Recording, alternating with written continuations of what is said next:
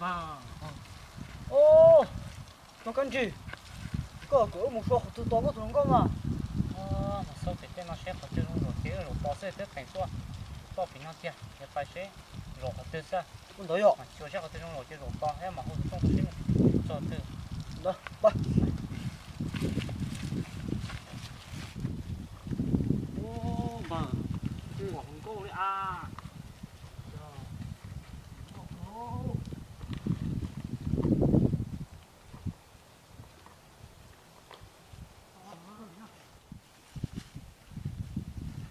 Ô, có một rổ tư. một dòng từ lúc con nó to mê xe còn cũng tôi sẽ Đấy ạ. Bắt.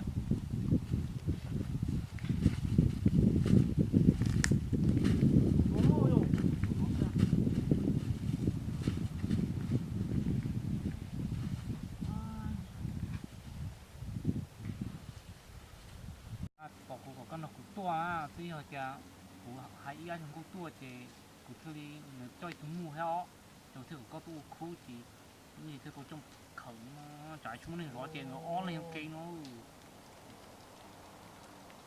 Để có thùng câu rồi nhóc tư. nó thì không thấy gì à Thằng Phương. à Ôi.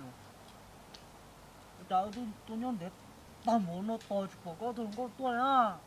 cứ hai cái tua nó cứ hai co đi thì sử dụng để tao mấy cái tôi trong sao sao Ô, là to cô đi còn có sao mà nó nè đấy ôi tôi sử dụng hết cái nên chúng to trong những chỉ bao hết trong này bỏ đi nhưng mà như tua số những cái và những gì không có tiền sao nữa thì cho ít bài đó thì không có nói thì nó có xuống này cho cái nó khẩn quá Ô, mà. Để chúng có sao mà ngồi muốn nhiệt rồi nhỉ lấy. Ô nó đâu? ô đi có thứ đi có chỉnh mới như kia chơi như chỉ mà ta đi theo Thì đủ gì nó con nhiệt tuổi. ý thì không một con xưa Ô. thì nó có mặt thịt Dùng mà thầy cô. à Đúng mà. ô chỉ bỏ Cô tôi là chạy mà cái nồng thịt to nó ít ta liêu bầu nó cho không ngủ nó ít tụ là cầm ít hàng nó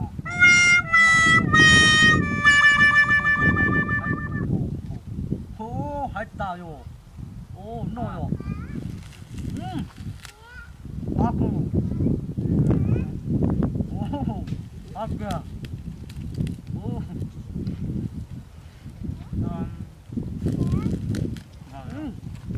Nó to yo. có tuổi nhỏ mà Ô mà. Ủa rồi. Tao rồi có tuổi tôi cái con nó. Cái con nó đi à. đó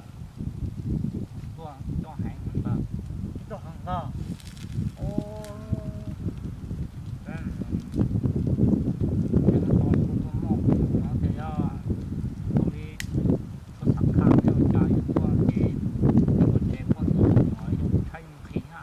Ô, bây giờ chúng con nhá.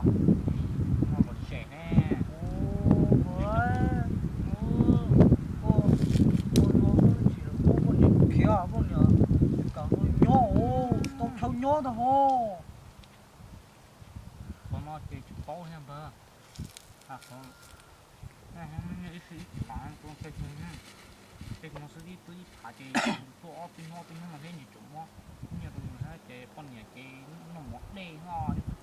Ô,不是问到，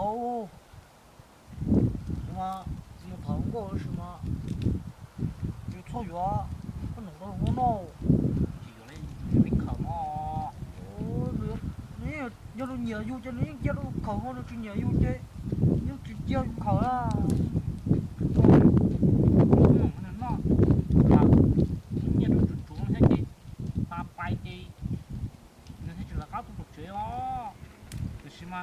con nhà em nhỏ chơi chung nó mà đê so cái liền Cho nó có tiền nó ít là nói là ông nhiều rồi. ô mà chỉ bỏ một tôi chơi không có ta phải chết rồi Thôi rồi.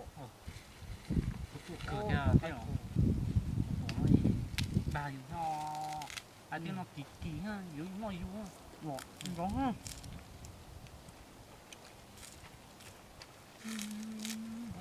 Ác rồi. Và chỉ có những cái chè này nó cũng chén hả Không có tôi để chế thôi à. chè không có mình chè mình có chè có những cái bao gì cái thằng đó Đó là. Quay. Tuổi nó chỉ sợ đồ.